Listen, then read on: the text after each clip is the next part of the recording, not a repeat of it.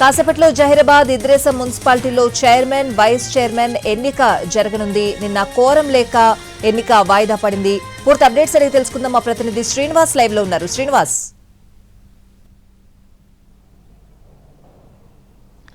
స్వాతి, కాసేపట్లోనే సంగారెడ్డి జిల్లాలో నిన్న వాయిదా పడ్డటువంటి జహీరాబాద్ అలాగే ఇంద్రేశం ఈ మున్సిపాలిటీలకు సంబంధించినటువంటి మున్సిపల్ చైర్మన్ వైస్ చైర్మన్ల ఎన్నిక అయితే కాసేపట్లో ప్రారంభం కానుంది. అయితే నిన్న ఈ రెండు మున్సిపాలిటీలకు వైస్ చైర్మన్ల ఎన్నిక జరగాల్సి ఉండగా కోరం లేక మాత్రం ఈ రెండు ఎన్నికలు అయితే వాయిదా పడ్డాయి. అయితే నిన్న వాయిదా పడడంతో మాత్రం ఈ రోజు 11 గంటల తర్వాత ఈ మున్సిపాలిటీలకు ఎన్నికలు నిర్వహిస్తామని చెప్పి ఎన్నికల అధికారులు వెల్లడించారు. కాసేపటి క్రితమే జహీరాబాద్ మున్సిపాలిటీకి సంబంధించినటువంటి కాంగ్రెస్ నాయకులు హైదరాబాద్ లో ఉన్నటువంటి ఫామ్ హౌస్ నుంచి వారంతా కూడా ఓ ప్రత్యేకమైనటువంటి బస్సులు అయితే ఇక్కడ బయలుదేరారు. మరి కాసేపట్లోనే వారు ఇక్కడ జహీరాబాద్ మున్సిపాలిటీ కార్యాలయానికి అయితే చేరుకోబోతున్నారు. అయితే జహీరాబాద్ మున్సిపాలిటీలో మొత్తం 37 వార్డులు ఉన్నాయి. ఈ 37 వార్డుల్లో Congress party 14, BRS party 15, BJP 3 వార్డులు, ఎంఐఎం 2 వార్డులు, అలాగే స్వతంత్ర అభ్యర్థులు 3 వార్డుల్లో గెలిచారు. అయితే నిన్ననే ఇటు బీఆర్ఎస్ అలాగే బీజేపీ ఇద్దరు కూడా కౌన్సిలర్లు, రెండు పార్టీలకు చెందినటువంటి కౌన్సిలర్లు రావడం జరిగింది. అయితే వారికి పూర్తి స్థాయి మద్దతు లేకపోవడంతో మాత్రం, కోరం లేకపోవడంతో మాత్రం నిన్న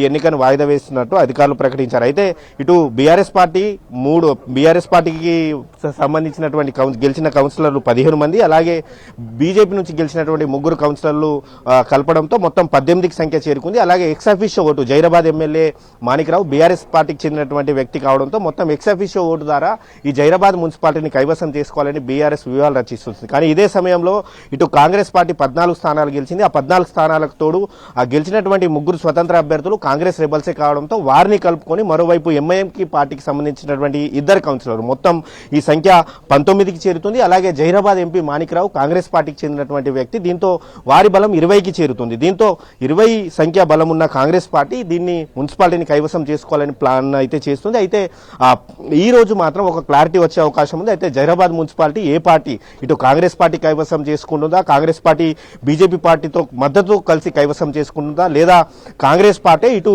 ఎంఐఎం అలాగే స్వతంత్ర అభ్యర్థులతో కలిసి కైవసం చేసుకుంటుందా అనేదిపై కాసేపట్లో క్లారిటీ వచ్చే అవకాశం ఉంది. ఇక ఇంద్రేశం మున్సిపాలిటీ విషయానికి వెళ్తే ఇంద్రేశం మున్సిపాలిటీలో మొత్తం 18 వార్డులు ఉన్నాయి. ఆ 18 వార్డుల్లో బీఆర్ఎస్ పార్టీ 9 వార్డులు గెలిచింది, కాంగ్రెస్ పార్టీ 6 వార్డులు గెలిచింది, బీజేపీ 2 వార్డులు గెలిచింది, 1 వార్డులో స్వతంత్ర అభ్యర్థి గెలిచారు. అయితే ఆ స్వతంత్ర అభ్యర్థి గెలిచినటువంటి కౌన్సిలర్ బీఆర్ఎస్ పార్టీలో చేరడంతో మాత్రం అక్కడ మ్యాజిక్ ఫిగర్ 10 కావడంతో మాత్రం బీఆర్ఎస్ పార్టీ అక్కడ మ్యాజిక్ ఫిగర్ కి చేరుకుంది. కానీ అక్కడ జిన్నారం అలాగే ఇస్నాపూర్లో నిన్న మెదక్ ఎంపీ రఘునందన్ రావు తన ఎక్సాఫిషియో ఓటును బీఆర్ఎస్ పార్టీకి వేశారు. దీంతో అక్కడ జిన్నారంలో బీజేపీ పార్టీకి BRS party vice chairman offer ఇచ్చింది. అందుకే నిన్న ఇంద్రేశం మున్సిపాలిటీలోనూ ఆ గెలిచినటువంటి 2 కౌన్సిలర్లు ఎవరైతే ఉన్నారో ఆ కౌన్సిలర్లకు వైస్ చైర్మన్ పదవి ఇస్తారా లేకపోతే వారికి చైర్మన్ పదవి ఇస్తారా అన్న దానిపై సస్పెన్స్ కొనసాగుతుంది. అందుకే నిన్న అక్కడ ఎన్నిక జరగలేదు. దానికి సంబంధించినటువంటి విషయంలో కూడా మరి కాసేపట్లో క్లారిటీ వచ్చే అవకాశం అయితే కనిపిస్తుంది. ఓవరాల్ గా చూసుకుంటే ఉమ్మడి మెదక్ జిల్లాలో 7 మున్సిపాలిటీల్లో హంగ్ ఏర్పడింది. ఆ 7 మున్సిపాలిటీలో హంగ్ ఏర్పడినటువంటి సందర్భంలో ఇంద్రేశంలో